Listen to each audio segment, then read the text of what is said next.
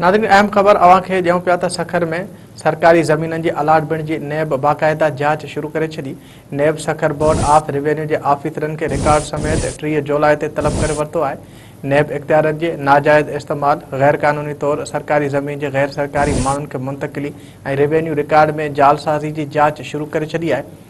नैब letter जारी कंदे मौक़िफ़ इख्तियार कयो आहे त सरकारी ज़मीननि खे गैर सरकारी माण्हुनि खे मुंतक़िल कई वई आहे, जेको हिकु वॾो ॾोह आहे जंहिंजी नैब सखर जांच शुरू करे छॾी आहे, जंहिं लाइ रिकॉर्ड फ़राहम कयो वञे। नैब जो चवणु आहे त जांच में सहकार न करण जो मक़सदु ॼाणी वाणी जांच में रुकावट सम्झी वेंदी। नाज़रीन, हिकु भेरो ॿीहर ई अहम ख़बर अवां खे ॾियूं पिया त सखर में सरकारी ज़मीननि जी अलाटमेंट जी नैब बाक़ायदा जांच शुरू करे छॾी आहे।